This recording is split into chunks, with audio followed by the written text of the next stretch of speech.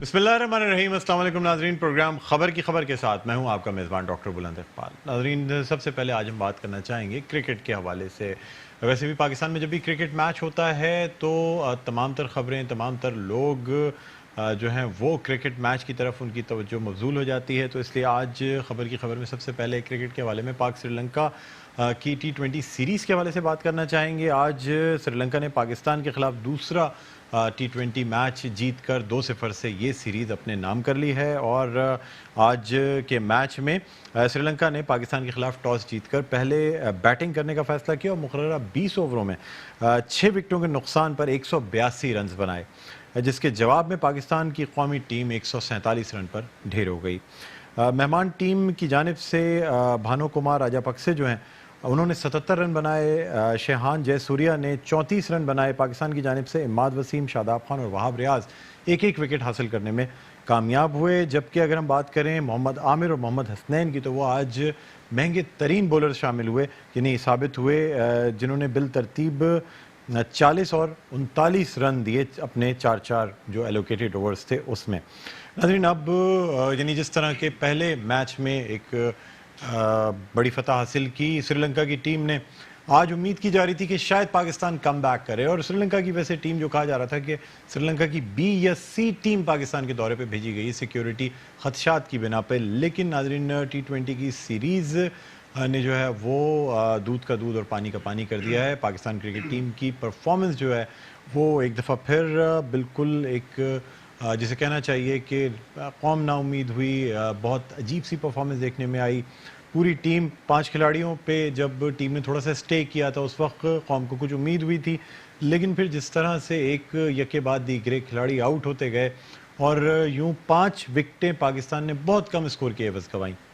बहरहाल नाज़रीन, इस मौजू पे बात करने के लिए हमारे साथ मौजूद हैं सीनियर एंकर हैं, स्पोर्ट्स एंकर, साथ साथ स्पोर्ट्स एनालिस्ट हैं। मेरे साथ मौजूद हैं जनाब नसीम राजपूत साहब। अस्सलाम वालेकुम नसीम भाई, खुशामदीद कहते हैं प्रोग्राम खबर की खबर में। वालेकुम अस्सलाम and thank you very much doctor साहब। Welcome sir. सर, पाक श्रीलंका सीरीज़ आगाज़ हुआ, पहला मैच पोस्टपोन होता है, सेकंड मैच बारिश की नज़र फिर एक दिन और मतलब आगे कर दिया जाता है, फिर 2 मैचेस के बाद अब जब पाकिस्तान की टीम T20 मैच खेलती है, जिसमें कि कहा ही जाता है कि पाकिस्तान T20 साइड्स में बहुत बेहतर पोजीशन रखता है। अगर वनडे की बात करें, टेस्ट की बात करें, लेकिन उसके मुकाबले में जब T20 की बात की जाती है तो सरफराज अहमद की क़यादत और पाकिस्तान टीम की कारकर्दगी ये अच्छी मानी जाती है। लेकिन सर, श्रीलंका की B या C टीम से इतने बड़े बड़े मार्जिन से हार जाना, क्या कहते हैं आप? देखिए, B और C टीम की आपने बात की तो हिस्ट्री बन गई आज। पाकिस्तान आज तक श्रीलंका से सीरीज़ नहीं हारा था। हम जो पहला मैच हारे इस T20 सीरीज़ का, वो हम 64 रन्स के बड़े मार्जिन से हारे। इतने बड़े मार्जिन से कभी श्रीलंका ने पाकिस्तान को T20 मैच में शिकस्त नहीं दी थी। उसके बाद आज हम हारे 35 रन्स के बड़े मार्जिन से। तो T20 क्रिकेट में ये एक बहुत बड़ा मार्जिन है। इसके रीज़न्स क्या है? देखें, पाकिस्तान क्रिकेट टीम की नई मैनेजमेंट आई है। मिसबाह उल हक ने as a head coach, chief selector join किया, वकार यूनुस एक मरतबा फिर बॉलिंग कोच आ गए। वो जो T20 के रिजल्ट्स हम देख रहे थे, पाकिस्तान आज भी बहुत ऊपर है T20 क्रिकेट में। अगर रैंकिंग में हम नंबर 1 दिखाई देते हैं तो मार्जिन के साथ है। लेकिन हम जो नंबर 8 टीम से हारे हैं, क्रिकेट में ये होता है रैंकिंग सिस्टम में कि जितना जितना आपका मार्जिन रैंकिंग में कम हो रहा होता है उतने ही पॉइंट्स कम होते हैं। अगर मिसाल के तौर पे कोई तीसरे नंबर की टीम पहले नंबर की टीम को हराती है तो कम पॉइंट का फर्क, लेकिन 8 नंबर की टीम अगर आपको हरा रही है वो भी इतने बड़े मार्जिन से, तो मार्जिन तो एक अपनी जगह पे, लेकिन जीत की वजह से ही अब पाकिस्तान का जो गैप था वो कम हो गया। लेकिन ये जो गैप कम हो रहा है, ये पाकिस्तान क्रिकेट के हवाले से बहुत बड़ा सवाल है। आपने देखा होगा, चाहे ODI सीरीज़ की बात कर लें, हम B और C टीम की बात कर रहे हैं, वहाँ पर भी जो बॉडी लैंग्वेज पाकिस्तान टीम की दिखाई दी थी वो ऐसा नहीं था कि जिस तरह हम माजी में क्रिकेट खेल रहे थे। वर्ल्ड कप में अगेंस्ट ऑस्ट्रेलिया, अगेंस्ट इंडिया हारे, उसके बाद हमने 4 मुसलसल मैच जीत के न्यूजीलैंड के बराबर पॉइंट्स कर लिए थे। गो कि हमारी बॉडी लैंग्वेज में एक तगड़ापन दिखाई दे रहा था। वो क्यों नहीं दिखाई दे रहा? पाकिस्तान वो साइड है T20 क्रिकेट की कि जिसने सबसे ज़्यादा मरतबा अपने अपोनेंट को ऑल आउट किया है। आज पाकिस्तान से विकेटें नहीं ली जा रही, आज की सूरत हाल ये। अच्छा, फिर हम बार बार ये बात पहले भी टीम में बात की गई कि साजिश हो जाती है, कप्तान के खिलाफ साजिश, टीम में यूनिटी नहीं नज़र आती, کچھ پلیئرز کا گروپ تھا پہلے جو آئیڈینٹیفائی بھی کیا گیا کہ جی وہ شاید کپتان کا ساتھ دینے کے لیے تیار نہیں تھے. ابھی کپتان سے یہ بھی کہا گیا سرفراز احمد سے کہ ان کو زیادہ سے زیادہ بیٹنگ کرنی ہے, لیکن اگر ہم سرفراز احمد کی اپنی کارکردگی کے حوالے سے بات کرتے ہیں تو آپ کیا کہیں گے سر؟ دیکھیں اپنی کارکردگی میں گراف کم ہوا ہے سرفراز کا, اس میں کوئی شبہ نہیں ہے. سرفراز از ایک ٹیم مین ہے, اس میں کوئی دو رائے نہیں ہے. میں یونس خان کو دیکھا تھا, ایک پراپر ٹیم مین, بہت اچھا ٹیم مین. شاہد خان آفریدی میں بھی یہ کیپیبلٹی تھی, اور سرفراز اسی طریقے کے ٹیم مین.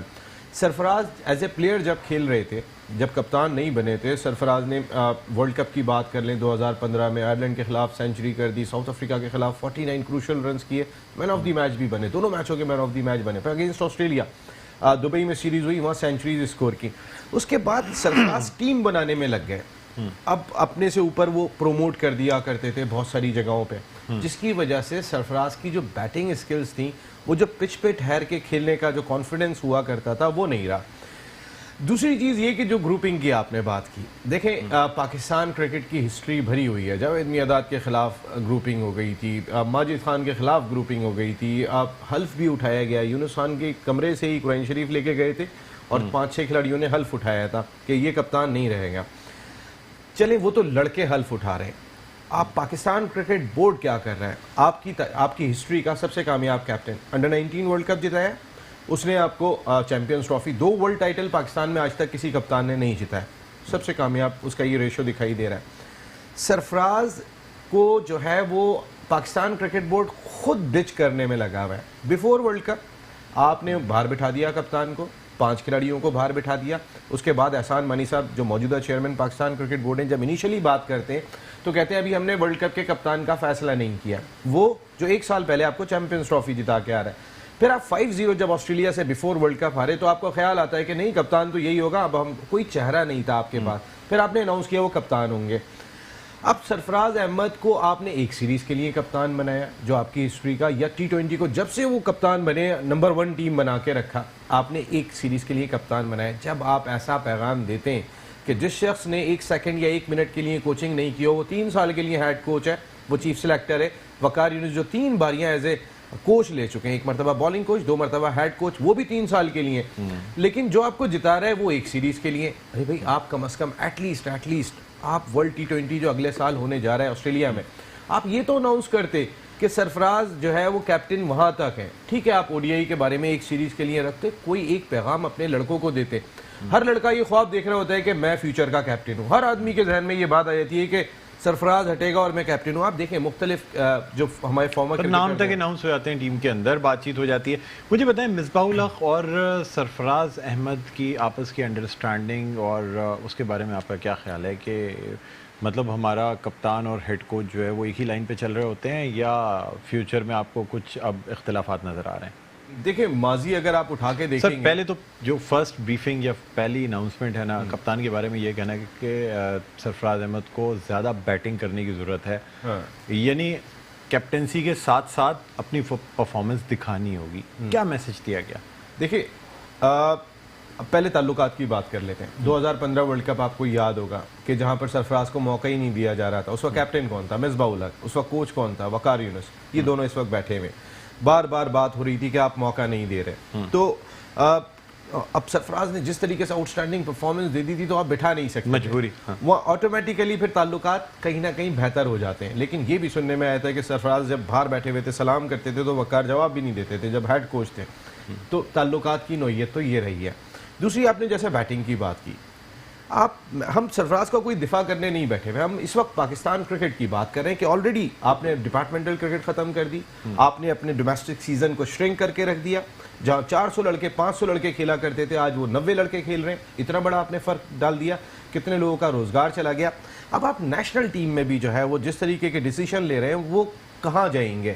کیونکہ اگر آپ سرفراز کو چلیں ایک وقت میں اس کی پرفارمنس اچھی نہیں ہے, سرفراز کو سائیڈ میں کر دیں, آپ بتائیں دوسرا ٹیم میں کیپٹن کون ہے؟ اگر مصباح یہ پیغام دے رہے ہیں کہ سرفراز کو اوپر آ کے کھیلنا ہوگا, دیکھیں مصباح یا سرفراز نے یہ ڈیسیشن لیا تو اس پہ عمل بھی کیا. سرفراز ODI سیریز میں 5 نمبر پہ کھیلے اور T20 میں 4 نمبر پہ کھیلے, تو سرفراز کو پورا موقع دیا گیا, ایسا نہیں ہے نہیں دیا. لیکن پاکستان کرکٹ ٹیم کا ڈریسنگ روم ایک ایسی جگہ ہے کہ اگر آپ وہاں قابل قبول نہیں ہیں تو آپ کے لیے رہنا بھی دشوار ہو جاتا ہے. پھر کوئی مصباح الحق یا وقار یونس آپ کو ہٹ نہیں کر رہا ہوتا, پھر اور بہت سارے ایلیمنٹ ہیں جن کو وہ کہہ دیتے ہیں اور وہ اشارہ کر دیتے ہیں, تو کہیں نہ کہیں آپ کو مینٹلی ڈسٹرب کیا جا رہا ہوتا ہے. پچھلے T20 میچ میں نے سرفراز کو پورے کیریئر میں نہیں دیکھا.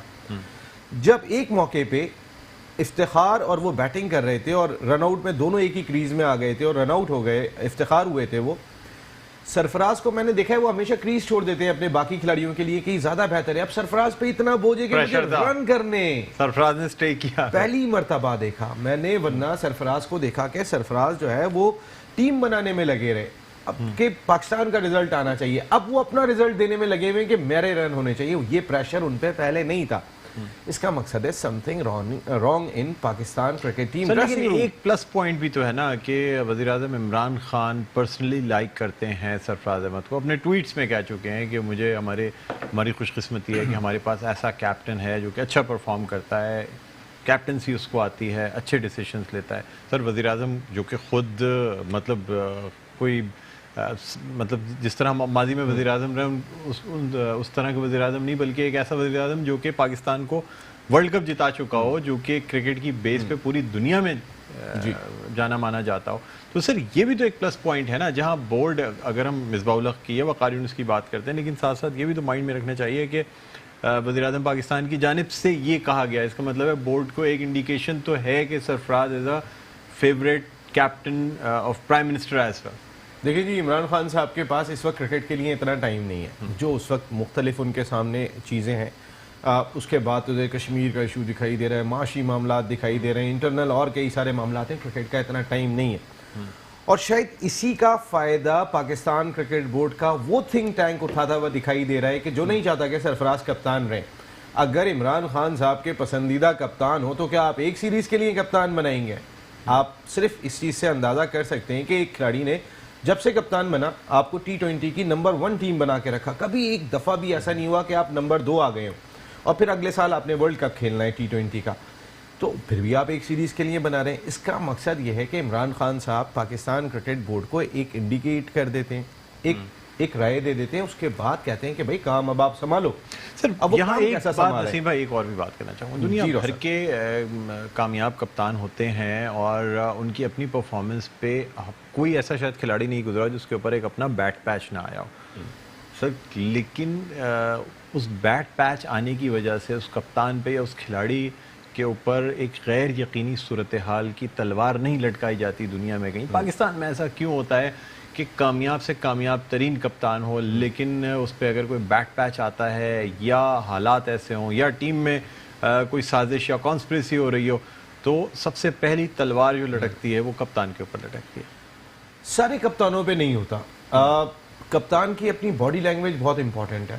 کوئی عمران خان کو تو ہلا کے دکھاتا, کوئی وسیم اکرم کو تو ہلا کے دکھاتا. جاوید بھائی بہت بڑا نام ہے, باڈی لینگویج وہ نہیں تھی, ہلانے میں کامیاب ہو گئے. عمران خان باڈی لینگویج تھی, کوئی نہیں ہلا سکا. وسیم اکرم باڈی لینگویج تھی, کوئی نہیں ہلا سکا. انضمام الحق باڈی لینگویج تھی, کوئی نہیں ہلا سکا. مصباح الحق باڈی لینگویج تھی, کوئی نہیں ہلا سکا. یونس خان کو ہلانے میں کامیاب ہو گئے کیونکہ وہ ایک ٹیم مین تھے, لیکن باڈی لینگویج وہ نہیں تھی.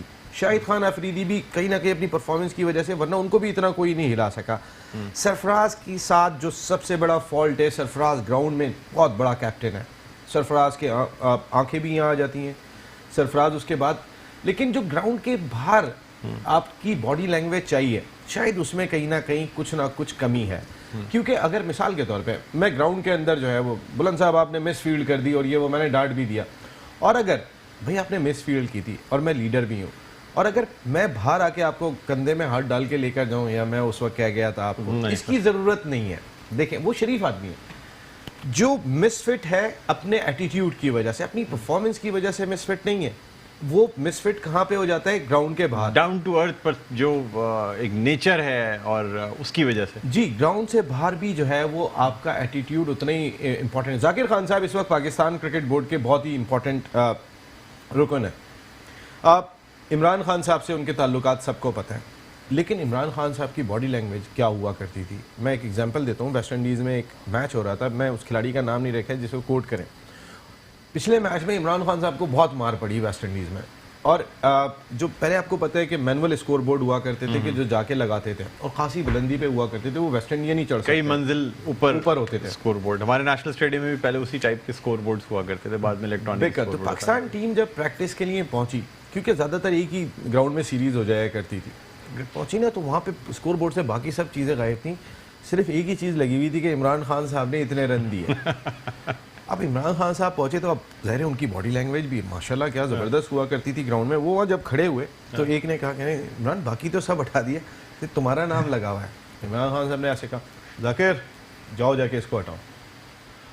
ذاکر کی سمجھ میں ہی نہیں آیا میں اوپر چڑھوں گا کیسے, وہ تو ویسٹ انڈین ہی چڑھ سکتا ہے اس جگہ پہ جا کے, لیکن جانا پڑا کیونکہ باڈی لینگویج کپتان کی تھی, کمانڈنگ باڈی لینگویج تھی. تو وہ جو ایک کمانڈنگ باڈی لینگویج ہے اس کی کمی سرفراز میں دکھائی دے رہی ہے اور اس کو امپروو کرنا ہوگا. اور پھر میں ایک بات یہاں ضرور کہنا چاہوں گا, جو لوگ بھی سر محمد عامر, محمد حسنین ناکام نظر آئے, مطلب مہنگے ترین بولر ثابت ہوئے, وکٹیں بھی نہیں لے پائے. دیکھیں میں یہ سمجھ میں نہیں آ رہا کہ پاکستان کے بالرز کو کیا ہوا ہے. ہم نے T20 کرکٹ زیادہ تر جیتی ہے اپنی بالنگ کی وجہ سے جیتی ہے. عامر اکنامیکل ہوا کرتے تھے. نمبر 2 حسنین تو ظاہر ابھی نئے ہیں, پچھلے میچ میں ہیٹرک کی لی, انہوں نے اچھی بالنگ کی. پچھلے میچ میں عامر نے بھی اچھی بالنگ کی. کنسسٹنسی کی بہت کمی دکھائی دے رہی ہے. اور سب سے بڑی چیز ڈاکٹر صاحب ایک بہت ہی امپورٹنٹ پہلو ہے, ہمارے پاس ٹیلنٹ آ کیا رہا ہے.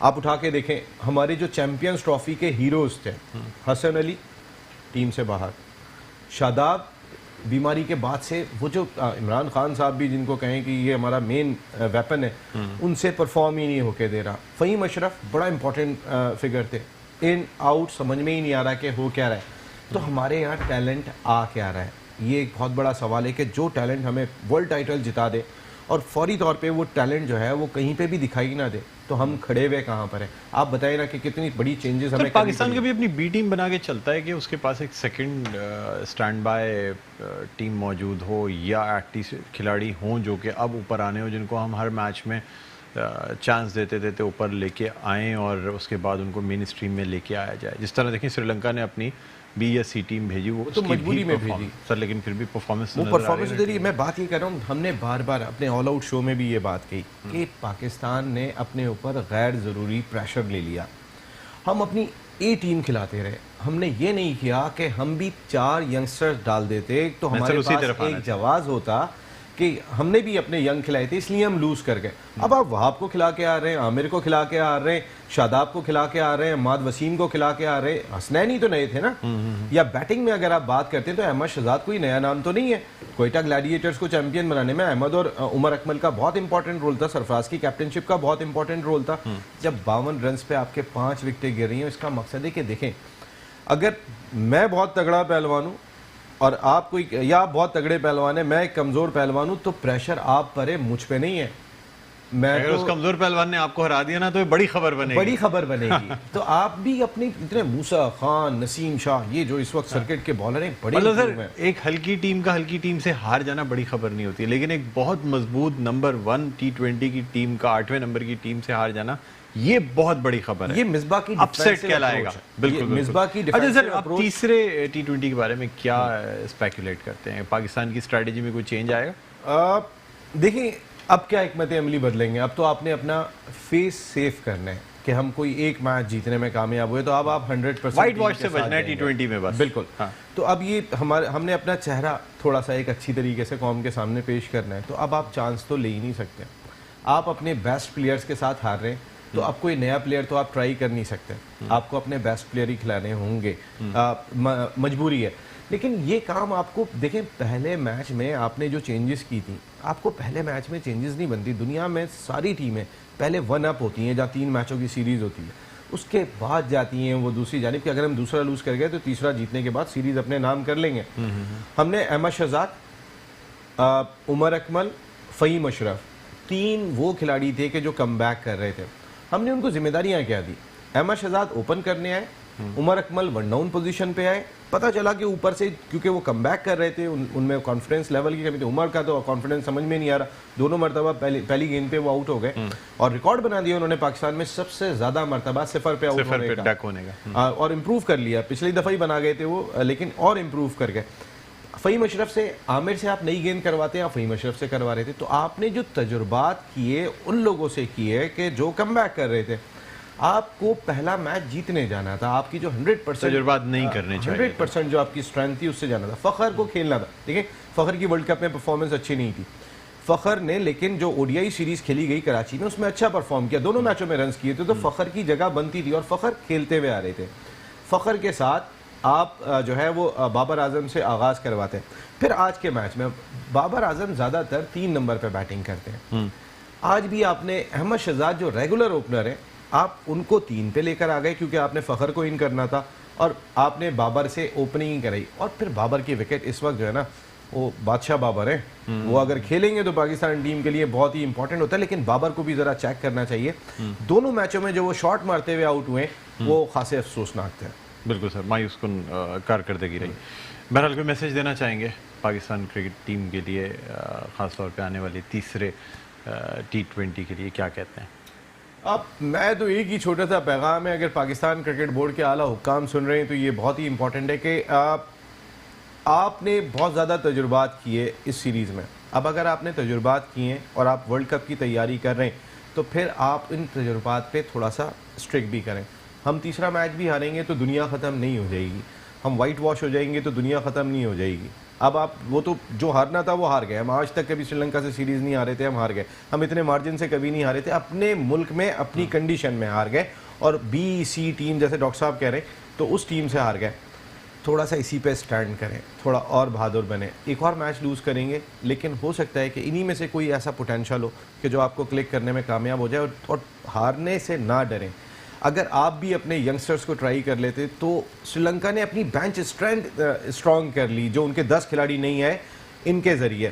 ہمیں بھی یہ کام کرنے کی ضرورت دکھائی دیتی ہے، اس پہ فوکس کریں. مصباح الحق صاحب بہت شکریہ. نسیم بھائی آپ نے ہمارے پروگرام میں وقت دیا. ناظرین بالکل صحیح کہا نسیم راجپوت صاحب نے کہ اب 2 میچ یعنی سیریز ہار چکے ہیں، اب ڈیفینسو ہونے کے بجائے اٹیکنگ گیم کھیلیں، نئے لڑکوں کو چانس دیں، جو چیزیں جو چینجز یعنی جو اپنی نئی اسٹریٹجی آزمانی ہے وہ آزما لیں. اب ڈر کے کھیلنے کی ضرورت نہیں، اٹیک کر کے کھیلنے کی ضرورت ہے. اسی میسج کے ساتھ یہاں ایک چھوٹا سا وقفہ لینا چاہیں گے.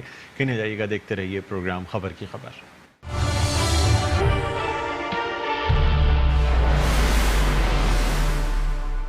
جی ناظرین ویلکم بیک. ایک دفعہ پھر آپ کو خوش آمدید کہتے ہیں پروگرام میں خبر کی خبر. میں ہوں آپ کا میزبان ڈاکٹر بلند اقبال. اور ناظرین اب ہم کچھ بات کرنا چاہیں گے کراچی میں تجاوزات کے حوالے سے، جہاں سپریم کورٹ آف پاکستان کے حکم پہ مختلف تجاوزات کا خاتمہ کیا گیا. وہیں ایک مقام ہے کڈنی ہل پارک، جہاں مسلسل تجاوزات کا خاتمہ تو کیا جا رہا ہے لیکن پھر بھی نہ جانے کیا وجہ ہے کہ وہاں پہ کچھ ایسے لوگ ہیں جو راتوں رات تجاوزات قائم کر لیتے ہیں. پہلے کچھ گھروں کو توڑا گیا، بنگلوں کو توڑا گیا، اس کے بعد یہ کہا گیا کہ کچھ کیٹل فارمز ہیں جو وہاں پہ قائم تھے. تقریباً 62 ایکڑ یہ زمین ہے جس پہ تجاوزات قائم کر لی گئی تھیں، اور یہی وجہ ہے کہ یہ کڈنی ہل پارک جسے ہم احمد علی پارک بھی کہتے ہیں، یہ یعنی اس کی تعمیر جو ہے یہ ممکن نہیں ہو رہی تھی. اب کے ایم سی نے جو ہے ان تجاوزات کا خاتمہ کیا. آپ کو یہ بھی بتاتے چلیں کہ میونسپل کمشنر ڈاکٹر سیف الرحمان کی زیر نگرانی ایک باقاعدہ آپریشن کیا گیا اتوار کے روز، اور یہ جو کیٹل فارمز تھے ان سب کو ہٹایا گیا. اور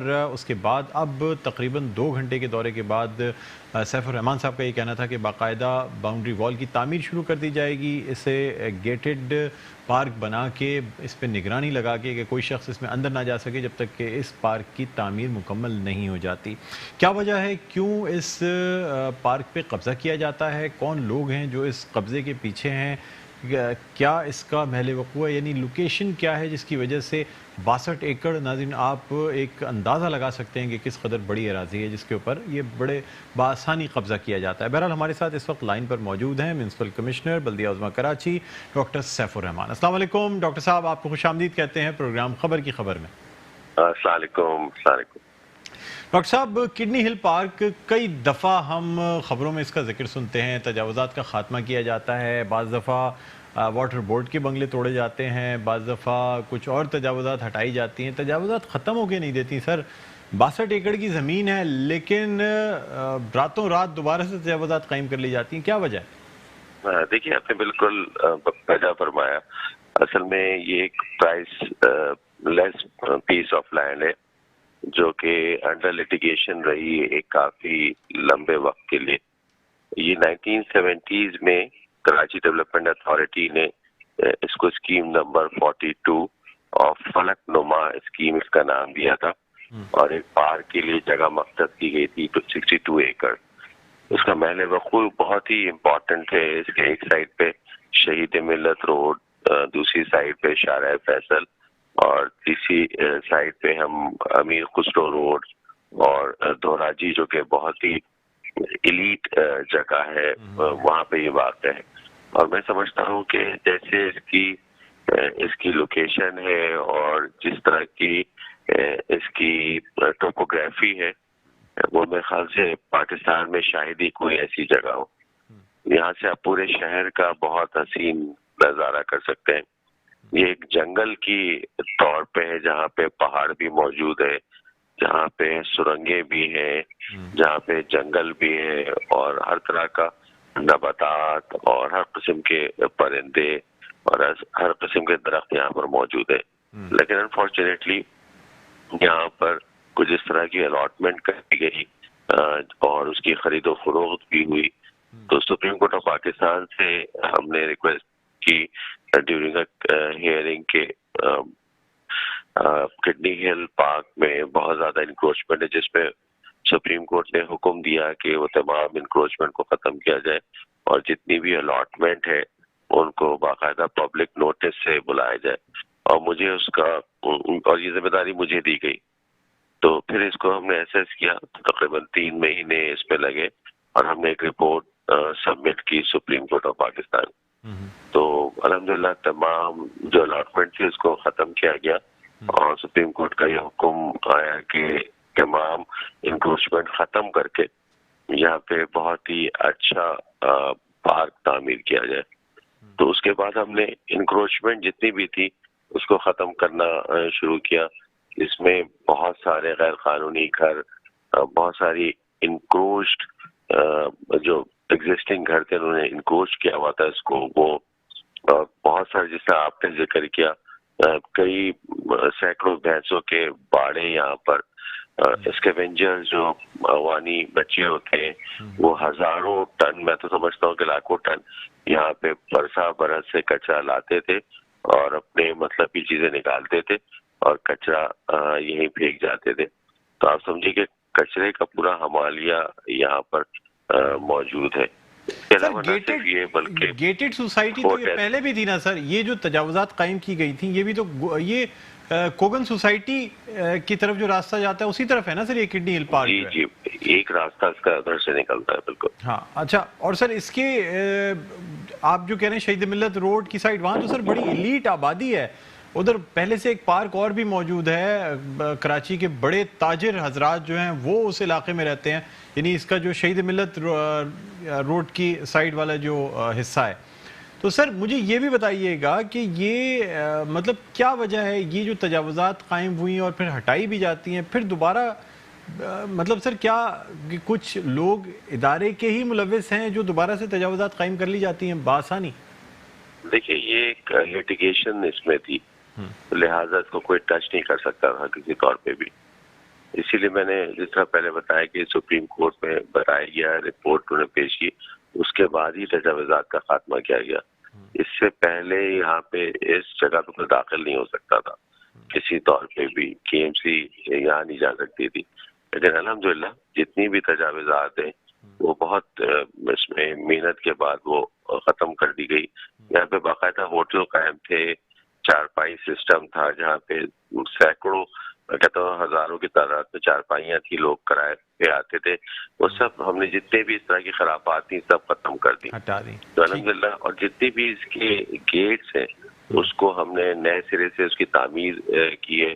4 گیٹس ہیں اس میں, اور اس کو ابھی فیز 1 میں ہم ایک جنگل کے طور پہ, سٹی فارسٹ کے طور پہ انٹیکٹ رکھیں گے.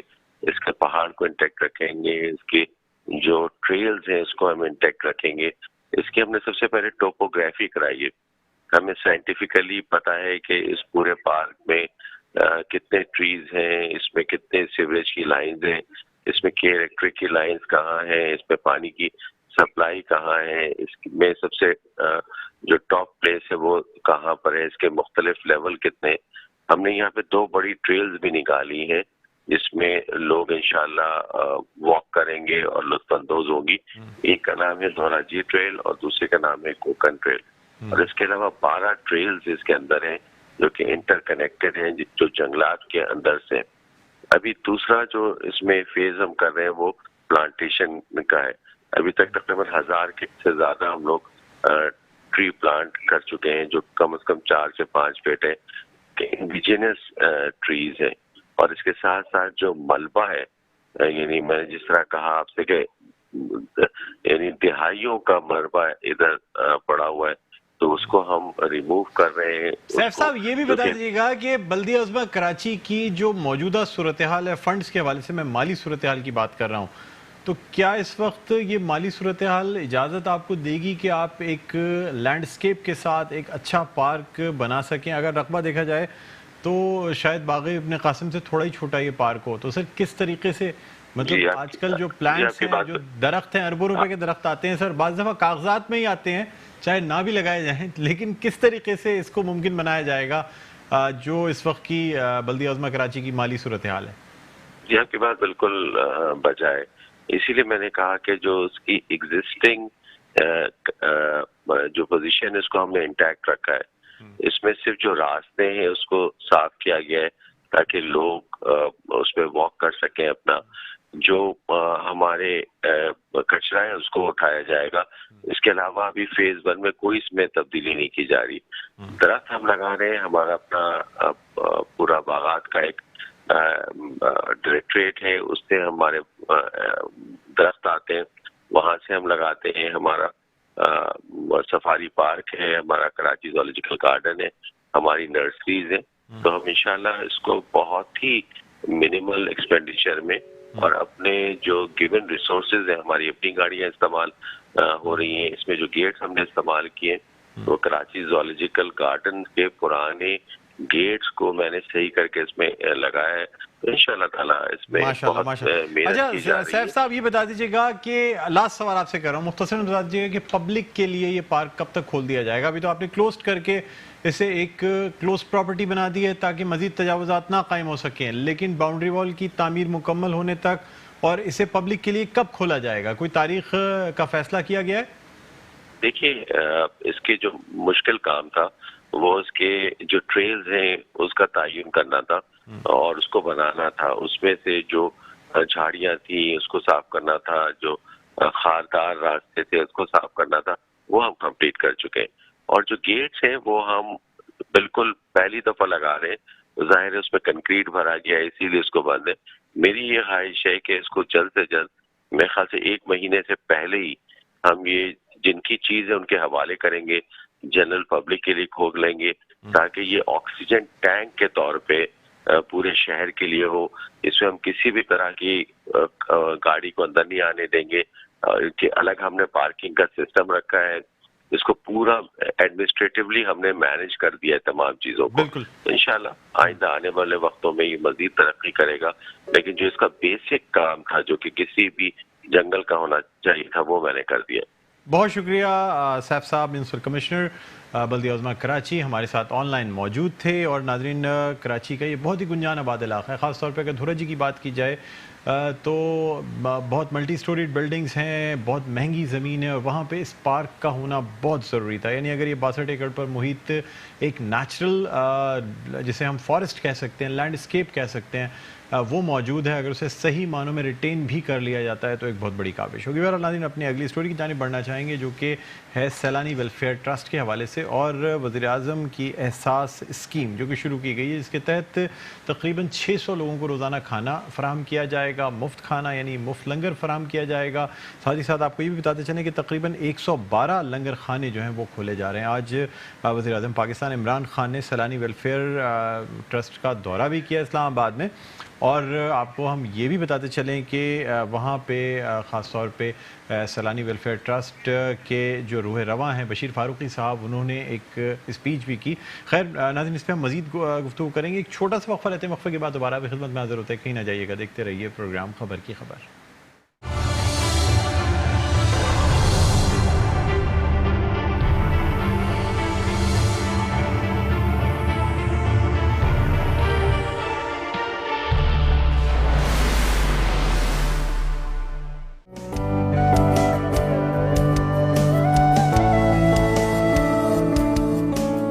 موبائل فون کی خریداری اور مرمت کے لیے وزٹ کریں موبائل فون کے خرید و فروخت کے معتبر مرکز میمن موبائل مارکیٹ، لیاقت آباد، نمبر 5۔ کمانڈر بلڈرز پیش کرتے ہیں پاکستان میں پہلی بار آپ کے خوابوں کے نگر کمانڈر سٹی میں easy home financing scheme.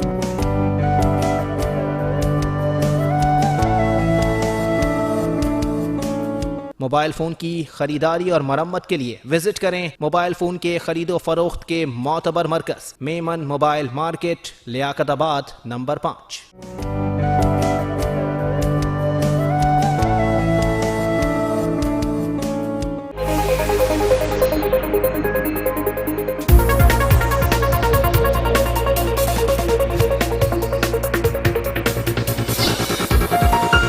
Metro one news, ہر پل کی خبر۔ دنیا کھیل سے معلوماتی شو، کرکٹ کے علاوہ تمام کھیل جیسے وینٹیلیٹر پر سانس لے رہے ہیں، تباہ کر دیا۔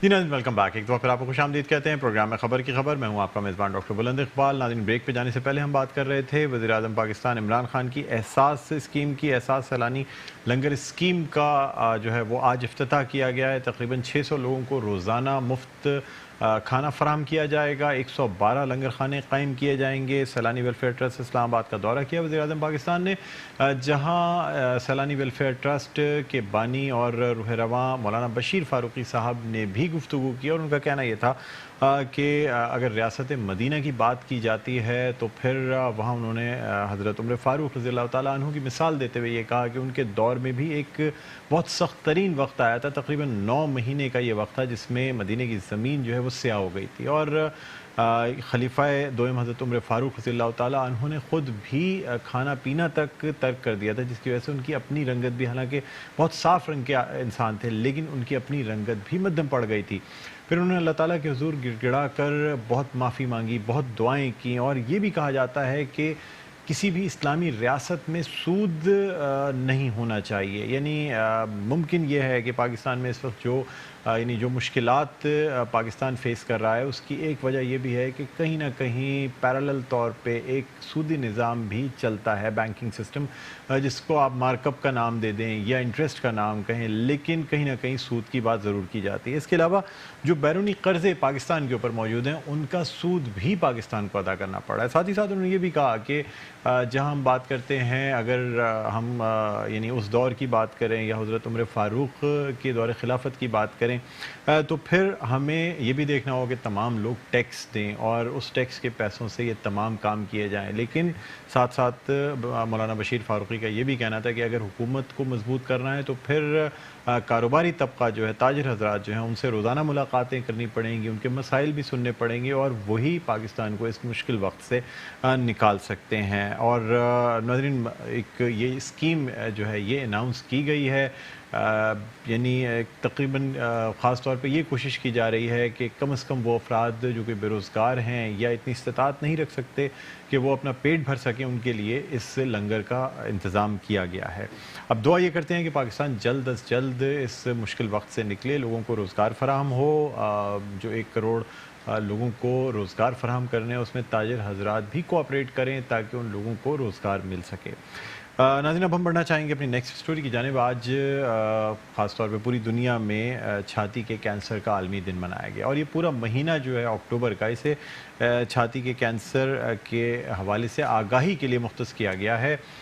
مختلف بلڈنگز کو پنک کلر میں سجایا جائے گا، یعنی گلابی کلر میں ان بلڈنگز کو سجایا جائے گا۔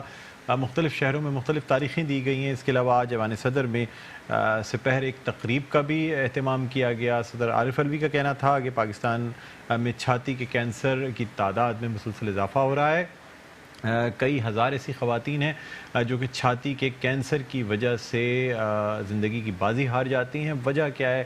اگر انیشیل اسٹیج پہ، یعنی جس وقت یہ چھاتی کا سرطان شروع ہوتا ہے، اگر اس وقت اس کی صحیح تشخیص ہو جائے تو پھر اس کی پروگنوسس، یعنی اس کا آؤٹ کم کیا ہوتا ہے، یعنی اموات میں کمی لائی جا سکتی ہے. اسی حوالے سے خاص طور پہ تقریباً پاکستان کے تمام ٹی وی چینلز نے ایک پنک ربن کا لوگو جو ہے وہ بھی نمایاں کیا. میں بھی چاہوں گا ایم سی آر سے کہ وہ ہمارا جو پنک ربن کا جو لوگو ہے بریسٹ کینسر اویئرنیس پروگرام کا، وہ ہم بھی اس وقت نمایاں کرنا چاہیں گے تاکہ ہم دنیا کو یہ پیغام دے سکیں کہ ہم بھی اس چھاتی کے کینسر کی کیمپین میں دنیا کے ساتھ ہیں. بہرحال اس وقت ہمارے ساتھ لائن پر موجود ہیں عدنان قمر صاحب، جو کہ چیئرمین ہیں کاش ویلفیئر ٹرسٹ کے. ان سے بات کرنا چاہیں گے. عدنان قمر صاحب السلام علیکم، آپ کو خوش آمدید کہتے ہیں پروگرام خبر کی خبر میں. وعلیکم السلام ڈاکٹر صاحب، بہت شکریہ آپ کا کہ آپ اتنے اہم موضوع کے اوپر جی تو عدنان صاحب آپ سے جاننا چاہوں گا کہ پاکستان میں خاص طور پہ چھاتی کے کینسر کی شرح کیا ہے؟ یعنی اگر ہم 100 خواتین کی بات کریں تو اس میں سے تقریباً کتنی خواتین چھاتی کے کینسر میں مبتلا ہوتی ہیں؟ دیکھیں، مجموعی طور پہ انفارچونیٹلی پاکستان جو ہے وہ ایشیا میں سر فہرست آتا ہے بریسٹ کینسر کی اموات میں. کم و بیش 9 میں سے 1 عورت بریسٹ کینسر میں رسک کا شکار ہے. اچھا، تو یہ بھی بتا دیجیے گا کہ اگر کسی کو بریسٹ کینسر ہو جاتا ہے یا جتنی خواتین کو پاکستان میں بریسٹ کینسر ہوتا ہے، اس میں سے کتنی فیصد خواتین ایسی ہیں جو کہ زندگی کی بازی ہار جاتی ہیں بریسٹ کینسر کی وجہ سے؟ دیکھیں، جو کیسز ہمارے پاس رپورٹ ہوتے ہیں وہ تقریباً 90,000 خواتین ایسی ہیں جو ہر سال ڈائگنوز ہوتی ہیں بریسٹ کینسر سے، اور انفارچونیٹلی ان میں سے 40,000 کے قریب خواتین جو ہیں وہ اس موذی مرض سے زندگی ہار جاتی ہیں، جو کہ انتہائی تشویشناک بات ہے. اچھا، تو اس کی اسکریننگ کے لیے آپ کی جو این جی او ہے اس کے کیا مقاصد ہیں، کس طرح سے یہ کام کرتی ہے؟ دیکھیے، کاش جو ہے وہ ایک پیشنٹ ایڈوکیسی گروپ ہے، اور ہمارا 90% حصہ جو ہے جو بھی ہم اپنی ایکسرسائز کر رہے ہوتے ہیں وہ ہے اویئرنیس کے اوپر. کیونکہ جب ہم دیکھتے ہیں کہ یہ اتنا بڑا ریشو ہے کہ 40,000 اموات ہو جانا ہر سال، اور یہ بتدریج بڑھتا چلا جا رہا ہے، تو اس کی بنیادی وجہ ہے کہ ہماری سوسائٹی کے اندر لیک آف اویئرنیس.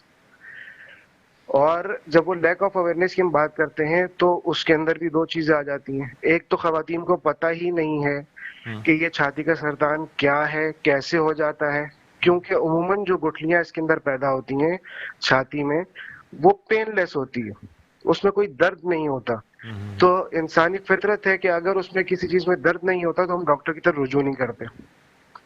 تو مجھے یہ بھی بتائیے گا کہ اگر ہم خواتین کی عمروں کی بات کریں تو کس عمر میں یہ چھاتی کا سرطان جو ہے یہ سب سے زیادہ کامن پایا جاتا ہے؟ اچھا، اگر ہم دنیا بھر کی بات کریں تو وہاں پر ایوریج ایج 50 سے 60 سال کی عمر کی خواتین کو یہ مرض لاحق ہوتا تھا. انفارچونیٹلی پاکستان میں ہم دیکھ رہے ہیں تو یہ ایوریج ایج تقریباً 30 سے 35 سال ہو گئی ہے، اور ہمیں ان میرڈ لڑکیاں یعنی کہ 17-18 سال کی عمر میں بھی اب کیسز رجسٹرڈ ہونا شروع ہو چکے ہیں. بالکل، فائبرو ایڈینوما اور مختلف ایسے سرطان ہیں جو کہ پائے جاتے ہیں. بہت شکریہ عدنان قمر صاحب، کاش ویلفیئر ٹرسٹ سے ان کا تعلق ہے. بہت بہت شکریہ، آپ نے ہمارے پروگرام میں وقت دیا. ناظرین، خاص طور پہ جو رسک فیکٹرز بنتے ہیں وہ یہ ہیں کہ اپنے بچوں کو ماں کا اپنا دودھ نہ پلانا، اس کے علاوہ تاخیر سے شادیاں ہونا، اور کہا یہ جاتا ہے کہ ہر سال تقریباً ڈاکٹر کے پاس جا کے تمام خواتین کو ایک دفعہ معائنہ ضرور کرانا چاہیے. اگر ڈاکٹر کے پاس نہیں جا سکتی ہیں تو مختلف بکلیٹس ہوتے ہیں جن کے تحت خود بھی معائنہ کیا جا سکتا ہے، اور کوئی بھی اب نارملٹی دیکھنے کی صورت میں فوری ڈاکٹر سے رجوع کرنا چاہیے. بہرحال ناظرین، اب ہمارے پروگرام کا وقت اپنے اختتام پر پہنچتا ہے. مجھے بلند اقبال کو اجازت دیجیے. اپنا بہت خیال رکھیے گا. اللہ حافظ.